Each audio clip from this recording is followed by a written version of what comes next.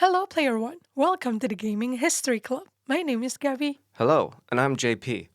Cool ideas in games don't always come from fancy game developer studios where you spend months on end to bounce off ideas with your team. Sometimes you have to come up with the idea and make it a reality in just one day. And today's episode is all about that. This is the history of game jams.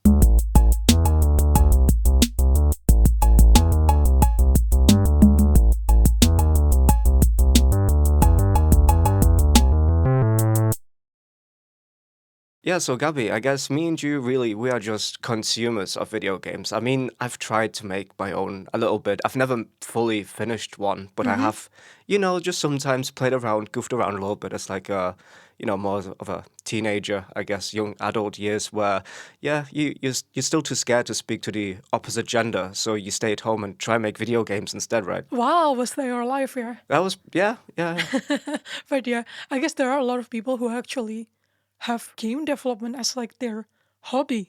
Not only their job or anything, but hobby. Yeah, and I mean this is just a big assumption on my part, but I imagine like no one just one day, it's not like formal education where okay, when I grow up, I want to make my own video games, Yeah. and just all of a sudden you don't make games, and then it's your professional life. Yep. I think a lot of game developers will do little things like this, like I want to make my own little game as a hobby. Maybe I find like a small time team that want to do a not for profit game or stuff like this. I'm sure all people that want to make games actually start off as like, private hobby enthusiasts. And this is definitely, game jams are one of them things that I imagine is like, really, really cool for these types of people. Yeah, definitely. And it's really cool how people can just come up with a concept, creating a prototype of games that has to be playable within such short time span. We So haven't even mentioned the time span yet either. I know, exactly. Well, we kind of did, like, on the opening, I think you did mention about, is it in one day or something you say? I don't even remember. I've got like really bad memory when it comes to this. I'm still trying to figure out what to say next. Never mind what I've already said. But anyway, before jumping into the history of game jams, just a really quick shout out to a YouTuber with the name of Chariot Rider.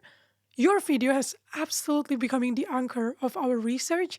So we've linked it down on the episode description if you're interested to have a look, Player One. But yeah, this is such an interesting history of game jams, basically.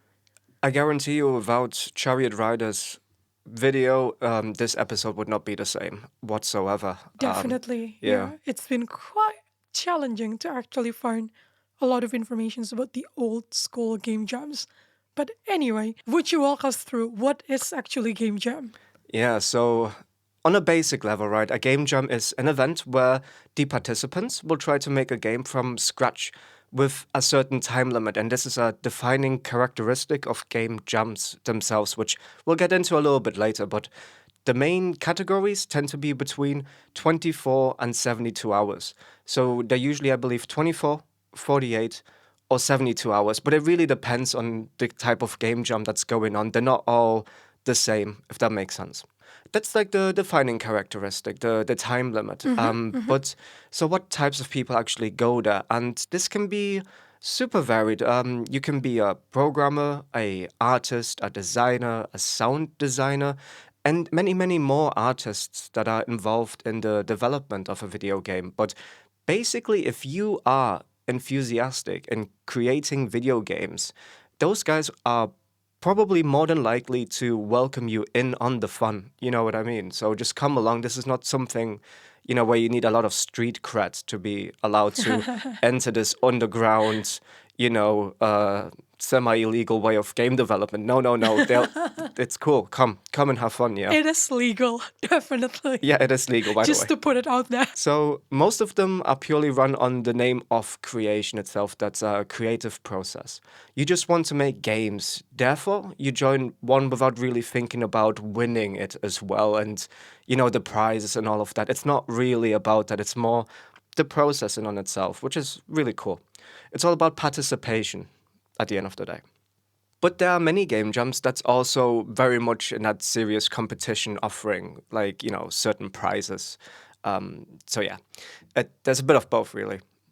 So, Gabby, would you kindly take us into the past and see how game jams actually started? Yeah, so I guess the first one that I'm going to talk about is not technically a game jam, but it's definitely one of the earliest game developing competition that I can find. So the first one that I want to talk about is called IFCOM, or Interactive Fiction Competition. So IFCOM is an annual event that began in the 90s, started by hobbyists to encourage creation and discussion around interactive fiction's work, or so-called IF. Yeah, interactive fiction. So, it's just another word for text-based games, really, isn't it, for a video gamer? Am I right? Yeah, so if you imagine 80s text-based adventure games, that's absolutely it. Like, that's interactive fiction that we talk about here. Way back in 1993, Graham Nelson released a programming language for this interactive fiction called Inform. People were interested, but they didn't really have a lot of example code, so not many people actually created anything using this Inform language.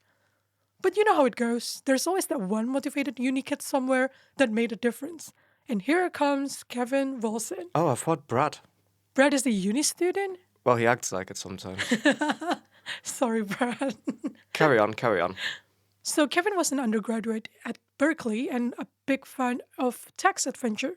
At that time, he was even busy creating his own game called Avalon, or also known as Once and Future. Kevin had the idea to create a competition based on this informed language. So, in 1995, Kevin decided to make use of the IF community that's largely centralized in this Usenet based forum to run it. So, in the competition, every entry had to be winnable in under 2 hours. And Kevin decided to create the competition in two categories: one for the informed language games, and the other one is for TADS games, TADS. By the way, TADS is just another programming language for if. So yeah, participants can choose between if they want to join the informed language or the TADS language. Can I ask a question? So, when you say every entry had to be winnable in under 2 hours, so they mean the game, right? Yes, so I think this is like really difficult to find the information about this, by the way. Yeah. But I believe it's a voting system. So people who judge it, who will vote for the games, need to actually make a decision within that 2 hours. Ah, okay. Yeah. So vote for the game within that 2 hours. But I see. it's not like they have to make the game within this 2 hours. I see. That's kind of what I got from reading around about this IFCOM stuff. It is really difficult, by the way, to find some of this information, and I went down some rabbit holes in some old school HTML sites, like Nice. super old school HTML based sites that's just basically full of text, and that's all. But yeah, anyway, it's a really fun research journey, I would say. Again, thank you, Chariot Rider, for providing us with a. A lot of background knowledge for this. Yeah. Yeah. But yeah, so what can you win in this first if competition? So you'll get $100, a copy of Kevin's game called Avalon, the one that I talked about before, subscription of XYZZZ News, Arthur the Quest of Excalibur for the Mac, and an autographed copy of Kevin's book. So yeah, it's actually quite cool prices, in my honest opinion. Yeah, cute prices. Yes. I think the autographed copy of Kevin's book would be the main prize, if you ask me. So the event actually grew to be an annual one. Therefore, it's called Annual Interactive Fiction Competition. Yeah, so let's not get into interactive fiction competition way too deeply because technically it's not really considered to be a game jam. It's just something that is good to describe the journey of how game jams came to be. So that's because it doesn't really have that time constraint of it all has to be created in this time span of usually 24, 48, or 72 hours. Rather, it just has to be winnable within 2 hours. But this is definitely one of the earliest game developing competitions that we can find at least a little bit of information about in the wild west of the early internet, right? The difference between a jam and a competition is that game jams focuses on creating the game during the event, and competition like this is given a deadline instead to be finished by. For us to get into the formalized game jam as we know today will actually take a little while, so please bear with us through this exciting journey. So we definitely can't talk about game jams without exploring this community that's built upon Allegro. So what is Allegro? According to liballeg.org, Allegro is a cross-platform library mainly aimed at video game and multimedia programming. It handles common low-level tasks such as creating windows, accepting user input, loading data, drawing images, playing sound, etc. However, Allegro is not a game engine. You are free to design and structure your program as you like.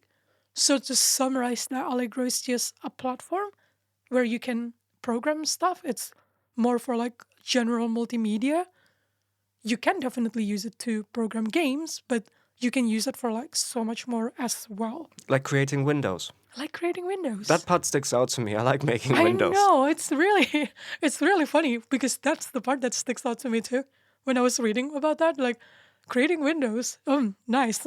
Okay. We are easily impressed, aren't we? It can play sound. It can create windows. Cool. But yeah. I don't care about the sound. I just want to make some windows. Fair enough. So yeah, so back to this Allegro community. Back in 1999, some Allegro-based competitions were born. At the start of the year, there was a competition called Golden Floppy. But that one wasn't really a game jam, so we won't touch on that. But in November 1999, Allegro Speed Hack was born. Created by Aaron Schutt, Allegro Speed Hack is a programming competition that spans over 3 days, designed to test programming skill of the Allegro community. So basically, your submission can be a game. It can also be exciting programming concept that uses Allegro. Basically, anything that's written in Allegro goes in the competition. This one is more familiar to what we call game jam nowadays. Even though it's still like not games exclusive though. No, just that's having said that. very true. But I think it's more like the concept of it and the core essence of the competition. The philosophy behind the event, yeah. Yeah, it's kind of already forming that game jam that we know nowadays. So the rules of the first ever speed hack was simple.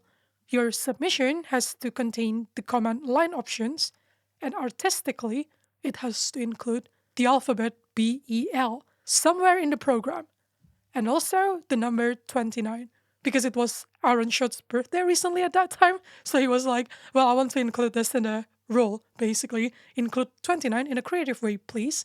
On speedhack.allegro.cc, Aaron said, perfection is not what I am expecting here. Flair, originality, and clever hacking is what wins this competition. What do I win? Very little. This competition is for prestige only, I'm afraid. I suppose you could go around and tell everyone you came first or something if you are that way inclined. I mean, if I do win, I am that way inclined, but if I don't, then I wouldn't be. I know, yeah. So there's something for everyone here. I think so too. So it's more like pride competition. Yes, you can tell, right? It's more for like bringing up that programming enthusiast in people rather than the, oh my god, I'm rich programmer now kind of feeling. Yeah, absolutely. Although I don't really think that programmers actually say that. Like, oh, I'm a rich programmer now. Unlikely, I feel like, yeah. So not only that your entry has to be finished within 3 days, it also has to be submitted in a zip file that's less than 250 kilobyte. Can you imagine how small is that? Yeah, so you have to get really good at compressing your files as well, it looks like. Exactly, yeah, you have to be good at like programming very effectively, efficiently. So imagine if you've been dealing with this in like the last 1 hour of your 24 hours, and then it's like, oh no, the zip file is 252 kilobytes. And then you're stressing for an hour. Like, how can I get rid of like these stupid 2 kilobytes? I know, yeah, that is going to be challenging. But anyway, seems like they managed to do it anyway. Funny thing is, I know I was talking about winning and stuff, but there was no judging mechanism on Speedhack actually. So the community just kind of had a consensus of what's the best one after playing them all. So for the 1999 Speedhack, a game called Speed by Sean Hargreaves was considered to be the best. So the game is basically like Space Invaders, but pseudo 3D rather than 2D. We're gonna link the page to the entries of Speed Hack, where you can download the game if you'd even like to try that. So find that on the episode description.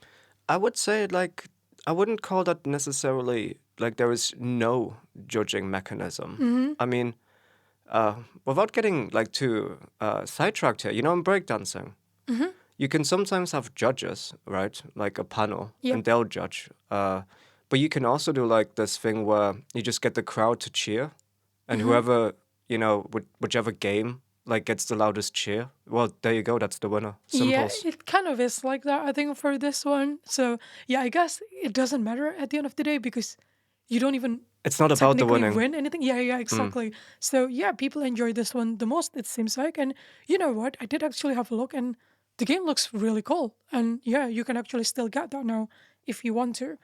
So, Speedhack ran almost every year ever since, and the last known Speedhack was in 2015. So, it ran from 99 until 2015.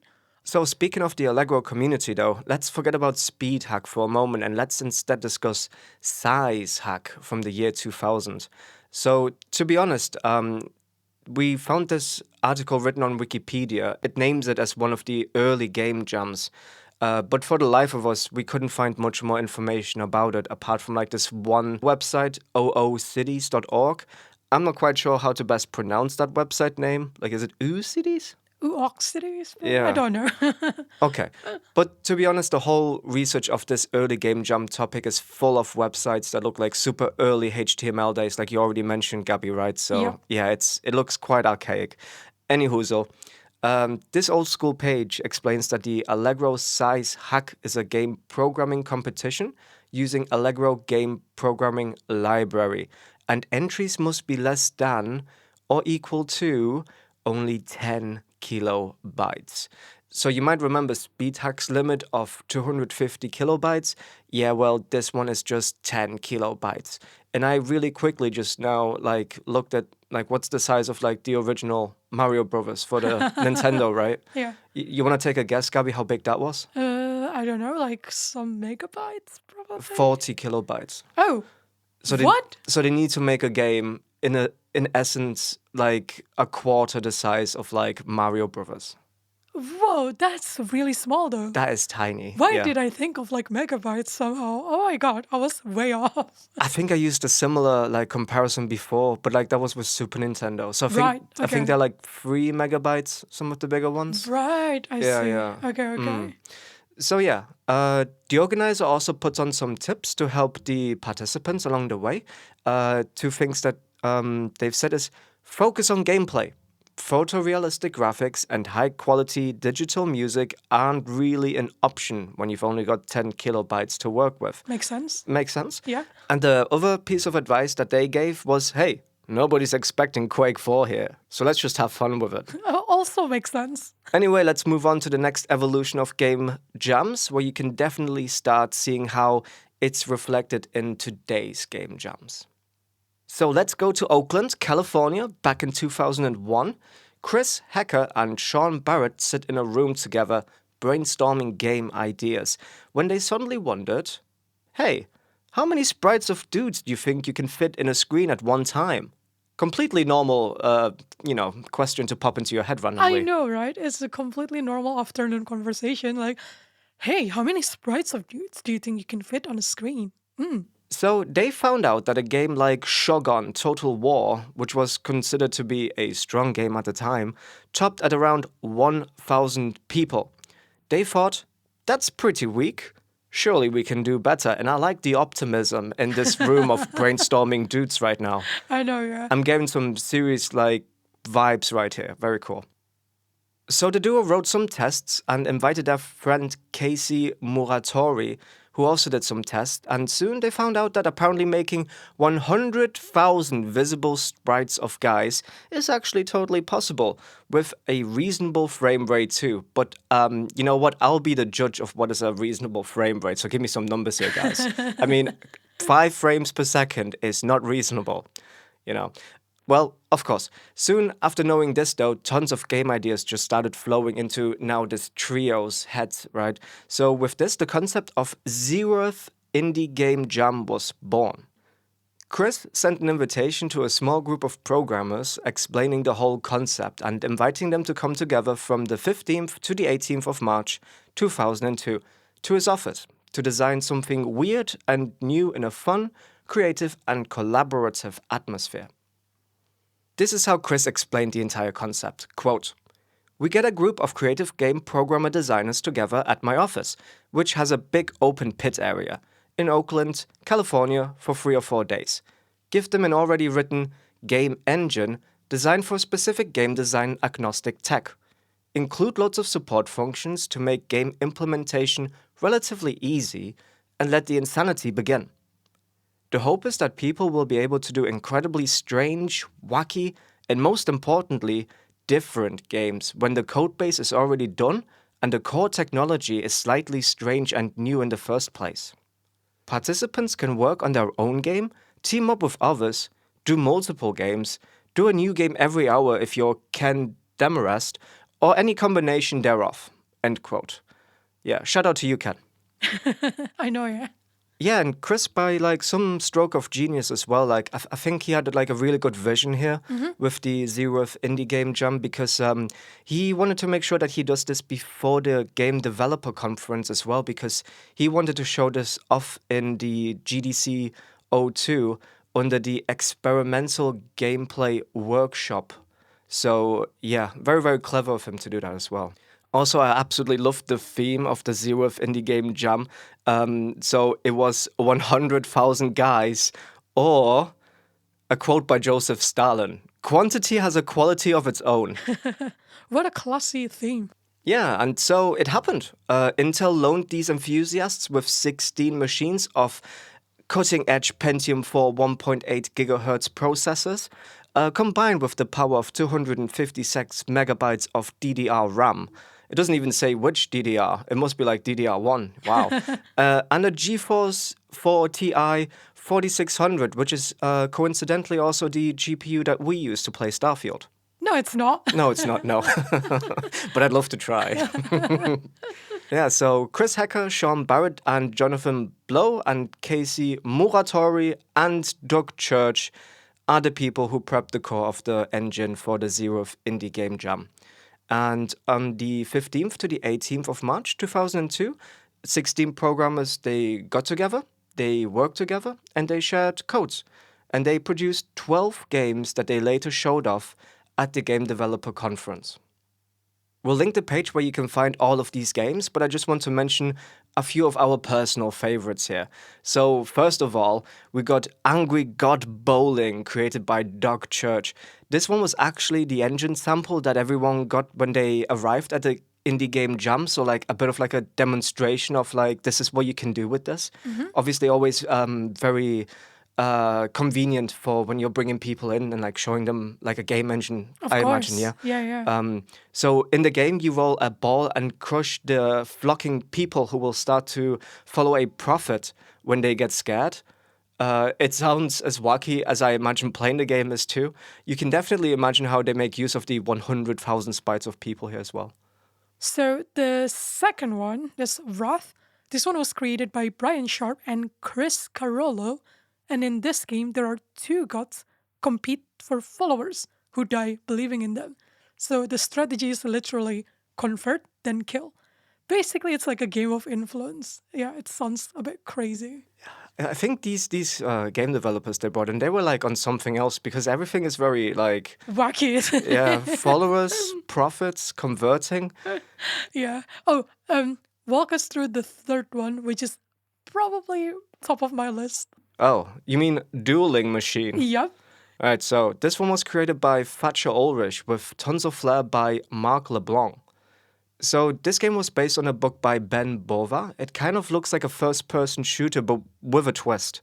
You as a player have a gun, you're walking in a city that's full of thousands of pedestrians, and you only have one bullet, which you have to use to kill a single unique person. So how would you know which one you have to kill? you have a sonar which you can use to find the person, but the person will also be able to hear the sonar when you use it. Such a tense game because it's actually a two-player networked game as well. Absolutely crazy. I know. My goodness me. You can tell like the influence just like coming from one game idea into the next, into the next, into the next. And Yep. I guess this is what happens when you have like an open game jam. Like, these ideas they just fill the room, right? So like, oh yeah, we got like 100,000 people here. Oh, we got a profit. Let's make followers. And you know what? I'm going to just try and like kill one person, even though there's like 100,000 people in this open space. Yeah. You see what I mean? Really cool. When Jeff Holland heard about the Indie Game Jam, he felt like such idea is great, but it feels like it's very exclusive because only a small number of people were invited. So Jeff had the idea to host a game jam virtually via the internet to include more people, since he has this forum he can use anyway. So Jeff has this forum called Ludum Dare, which is basically an internet forum for game developers. Just 1 month after the 0th Indie Game Jam, Ludum Dare Game Jam was held using the forum, hoping that this contest will make the forum stand out. I mean, who wouldn't be interested in the concept of let's have a contest where you have to develop a game within 24 hours? So, yeah, I guess it makes sense when you can do it virtually, right? I mean, it would probably give me an anxiety attack if this was like something I need to do now. But I think you can just be offline and then you can just like, Oh yeah, yeah, right, so during the during the game jam. yeah, I'm like, sorry, my laptop needs to reboot. I know, yeah. And keep doing that. Hopefully, But I'm on yeah, the winning team as well, and I get credits as well for the winning game. for doing nothing. Yeah. No, no, no. I was trying to reboot my laptop. Anyway, ludum dare is actually a Latin word where ludum means play or game and dare means to give. So ludum dare basically means to give game to or to give play to. Unlike Indie Game Jam, Ludum Dare was a competitive one and winners were actually declared. So it's not only for pride in a way. So yeah, as we mentioned before, first Ludum Dare ran in April 2002, so just a month after 0th Indie Game Jam, um, which is known as Ludum Dare Zero. So they both actually use zero in this one. They want to make their point clear. This is just a trial. It's just a pilot. It's a beta test. I know, it's a beta test, definitely. So for the first Ludum Dare, or Ludum Dare Zero, as we call it, competitors only had 24 hours to develop a game with a theme of indirect interaction. You might say 24 hours? Impossible! I would say that. Yeah, right? And to be fair, actually Geoff agreed. He realized that 24 hours was not enough. So the next Ludum Dare game jams were increased to 48 hours and eventually 72 hours. Yeah, that's right. But just a really really quick reminder, player one. I feel like I should just mention this again really quickly. There's like loads and loads and loads of game jams. Yep. Yeah. There's it's not like the MTV Music Awards where there's like one main event held. Yeah, I think throughout this episode, we're just talking about the ones that are historically impactful. Noteworthy. Yeah, it's there are so many game jams, like hundreds of them. So Ludum Dare is now run by Mark Kasperzak, who has been involved in the Ludum Dare game jam since the very beginning anyway. Yes, so Ludum Dare is actually still going strong until today, seeing the number of signups and submission increasing year by year. The early Ludum Dare actually hasn't brought us to the real formalized game jam. Up until 2014, Ludum Dare was mostly run when the team simply had the time to do it. But in 2014, Mike Kasperzak decided to attempt making Ludum Dare more legit and having more full-time attention due to the number of people who are participating just kept increasing all the time. Just for context though, the Ludum Dare Zero in April 2002 had 18 submissions, and in April 2024, Ludum Dare Game Jam had 2,194 submissions. So it has definitely grown by a lot.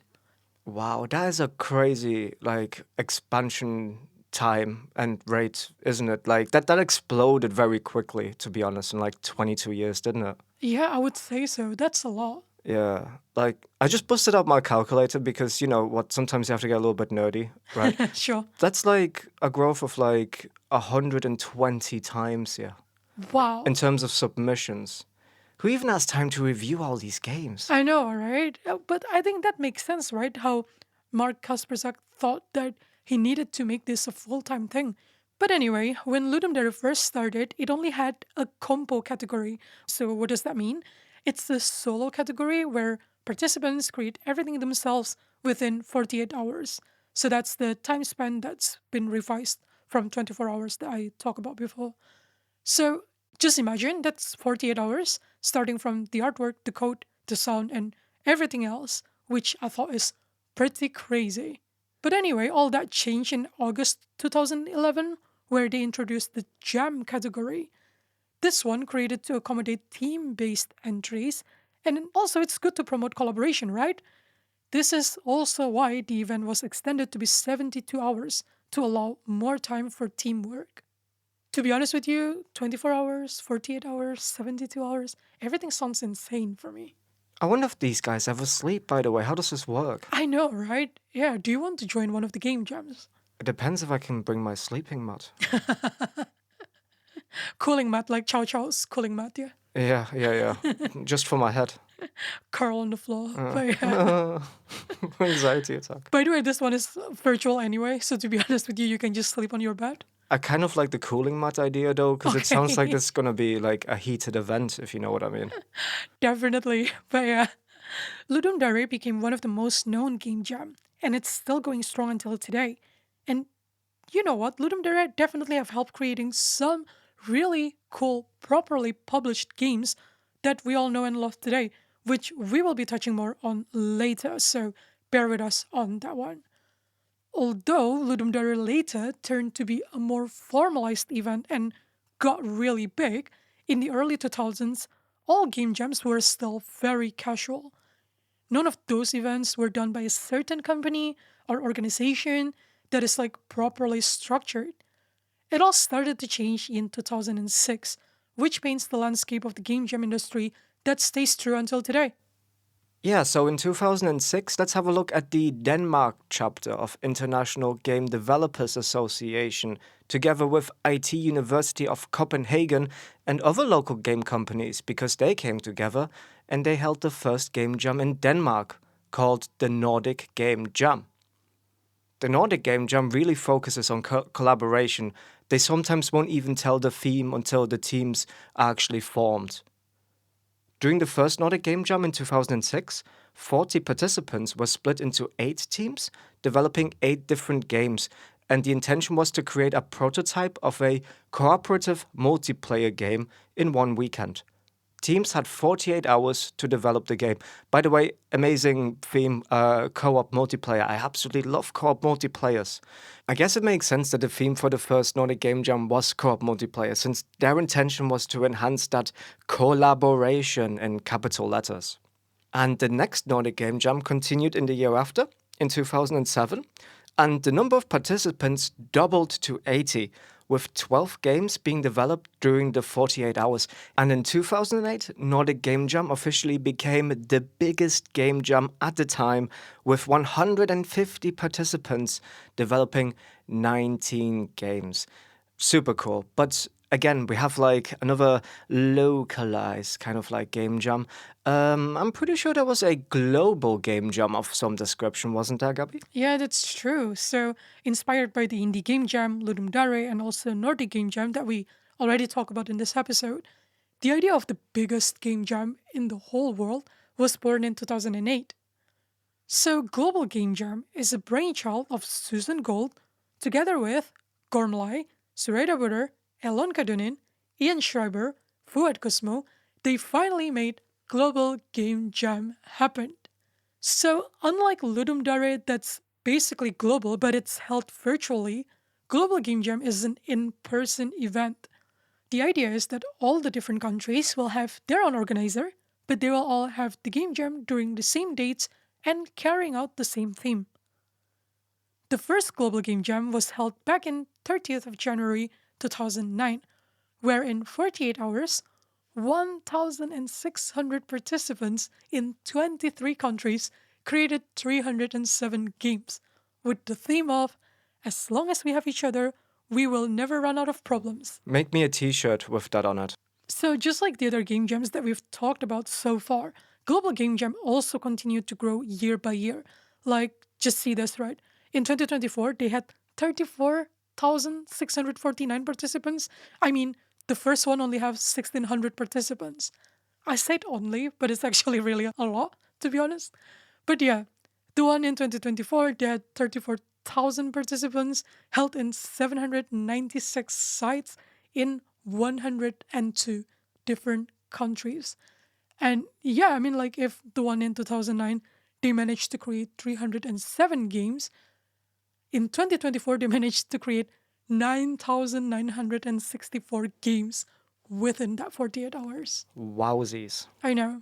That grows insanely, this one. Who even has time to play all these games? I mean, I keep asking the same question. You know what? I shouldn't be asking that question because I'm sure these developers would just say, well, you, sir, they're free. Enjoy the free games. So yeah, like JP mentioned before about Nordic Game Jam, it was held by International Game Developers Association within the Denmark chapter. And this global game jam was actually also held under IGDA from 2009 until 2012. But since 2013, Global Game Jam was managed by Global Game Jam Inc., which is a registered non-profit organization. With this Global Game Jam Inc., everyone who was involved in creating Global Game Jam in the first place, like Susan Gold, Gorm Lai, like we mentioned before, was joined by Dustin Klingman to be the founding member of the Global Game Jam Inc. back in 2013. By the way, Player One, the next Global Game Jam is actually starting super soon on the 20th of January 2025. So this time they will hold it within the span of almost a week. So they want to allow organizers all around the world to arrange the event when they see fit within this 1 week, being able to choose that 48 hours of their choice within the span of 6 days, I believe. That's a very wise management and organization decision, isn't it? I think. I would say so. So it's not too prescriptive in that 48 hours.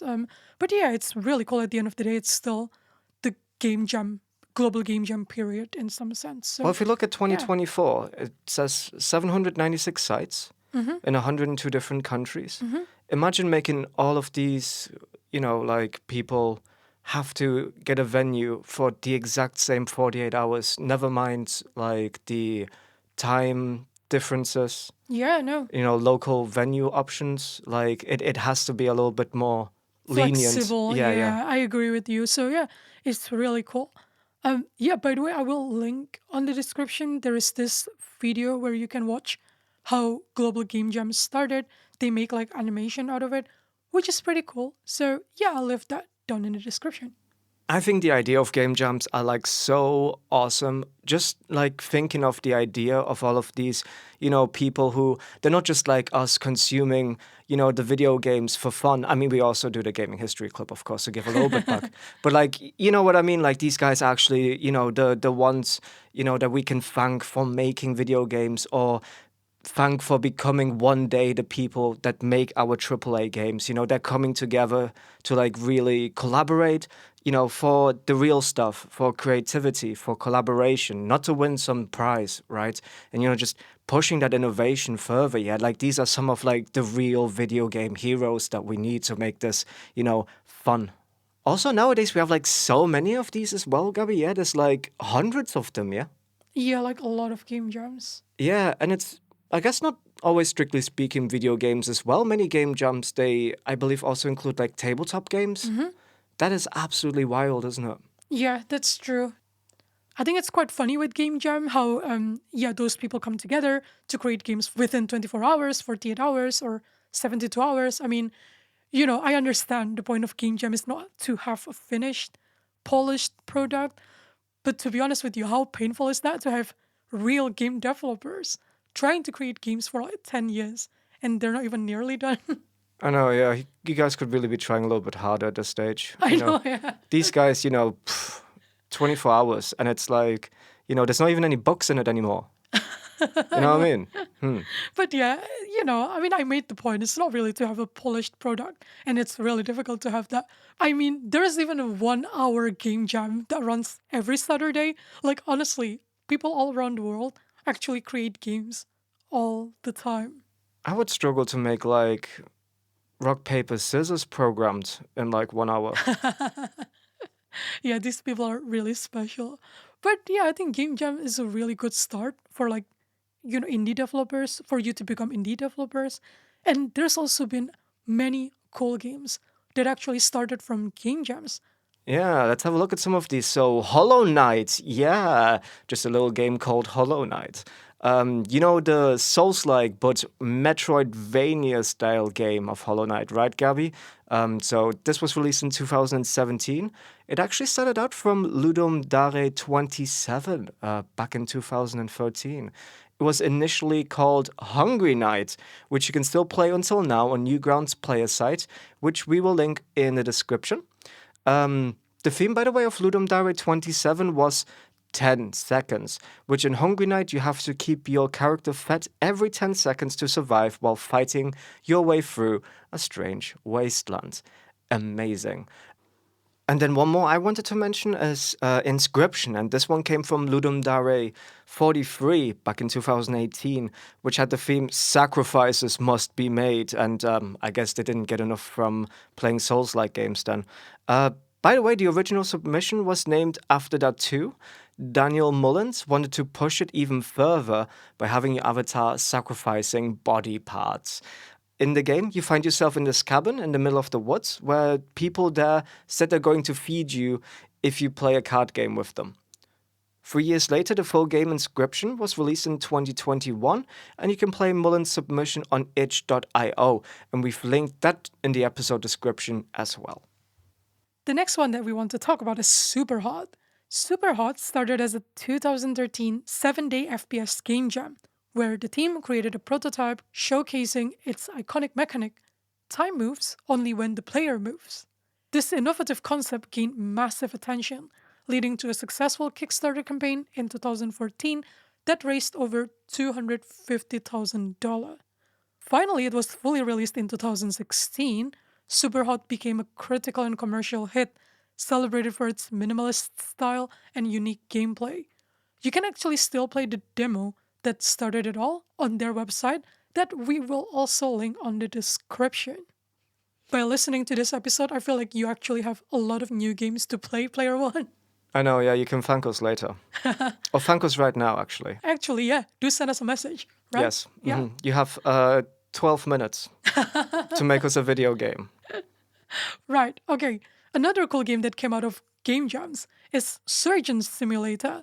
So, the theme for 2013 Global Game Jam was the sound of a heartbeat. So, the London based Bossa Studios was taking it very literally and thought to themselves, well, what if you have to do a heart transplant as an ordinary guy? Such a normal question to ask. They only ask each other normal questions around the game development parts, honey. I know, but yeah, the demo was super well received, and the submission video had 2 million viewers within 36 hours. They finally released the full game only 3 months after Global Game Jam 2013, and you can actually watch the submission video on YouTube, and we will also link that below. That's also like a 2 minutes video, but certainly captured people's attention of how cool Surgeon Simulator is.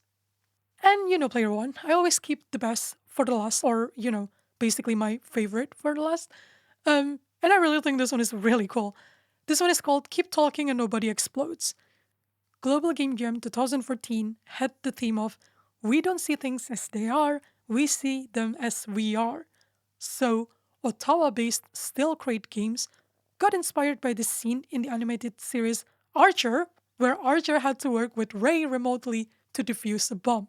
By the way, the scene is really funny, where Archer was saying like, yeah, the serial number of the bomb is M for Mancy, which Ray was like, Nancy! Oh god, yeah. I really love this scene, by the way, from Archer. But yeah. So this Still Crate Games ran with the idea to create a cooperative bomb defusing game where only one person can see the bomb, but your friends have all the instructions. So the game was released 1.5 years later in 2015 and became a big hit. I'm not surprised. Such a cool concept. So the game was played on Oculus Rift and Razer Hydra during Global Game Jam 2014, and you can see the video of the playthrough on the description as well. Super cool. I still can't get over Mansi. I've had to try really hard not to interrupt you by laughing. No, that's really cool. Actually, to be honest with you, it's probably one of my favorite Archer episode as well. So yeah, can you imagine how happy I was researching on this and see like, oh, it's inspired by Archer. I'm like, makes sense. So, Player One, that's it. We've explored the history of game jams and some cool games that came out of it too. Yeah, so what do you think about game jams, Player One? Have you ever joined one? Do you have some absurd game ideas that you want people to hear? So yeah, come on, let us know by dropping us a message on our website, gaminghistory.club. New episodes of Gaming History Club are released every other Wednesday, so make sure you subscribe and follow us on our social media. We're on Instagram and Facebook as Gaming History Club. Come back in a couple of weeks, Player One, when we take immersion to the next level, where it's virtually becoming a reality. See ya!